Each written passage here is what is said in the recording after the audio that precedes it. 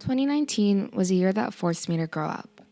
I'm still very much a child, but it was also a year that made me put the pieces together and realize things weren't just going to happen for me the way I wish they would.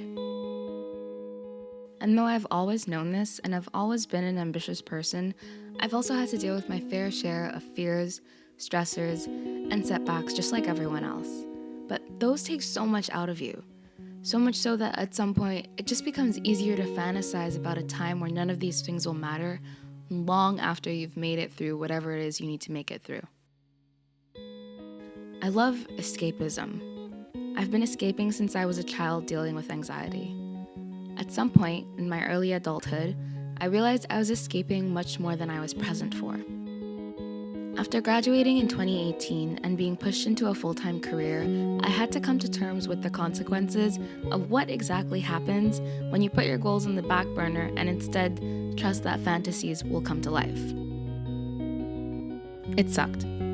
Everything was done in my head in theory, but nothing was at the literal.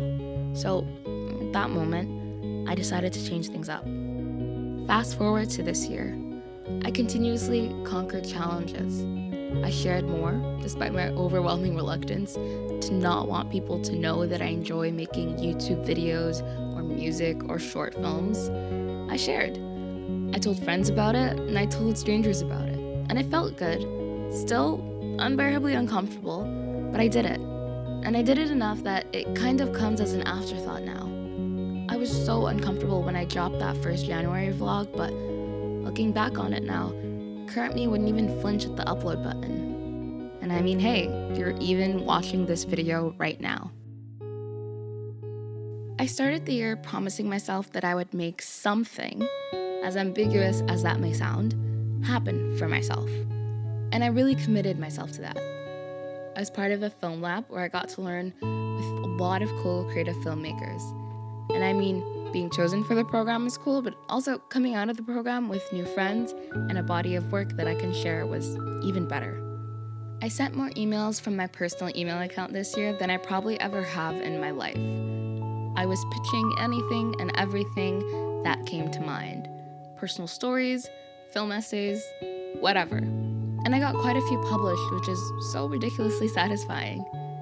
Writing, which was one of my biggest passions as a teenager, fell away from me as the years passed, but I sincerely grew to love it once more this year. And more than I enjoy filmmaking at this stage of my life, writing about films fills me with even more joy. And it's also logistically way less overwhelming. Speaking of film, I took a pretty big decision this year, which ended up with me going to the Cannes Film Festival in May. I considered it an investment into my dreams and went for it. Though I was only there for a few days, I met so many wonderful people, made lifelong friends, and had some of the best theater experiences in my life. Those few days in Cannes changed me in ways I didn't expect it would, especially in how I perceive filmmaking and just film itself. And I can't help smiling looking back on those memories. It also opened me up to new networking opportunities, which eventually led to just generally new opportunities. Film was definitely a central theme this past year. After writing, watching, and experiencing film in new ways, I even managed to make one with some of my best friends in the world. So watch out for Corners, which will be launching online in 2020. Through all these cinematic experiences, I knew one thing for certain. I wasn't done learning, and I wanted to learn so much more. So I set my sights on a scholarship, and miraculously, through what I imagined to be some great divine intervention, it worked out. And I'm recording this audio from my dorm here in South Korea.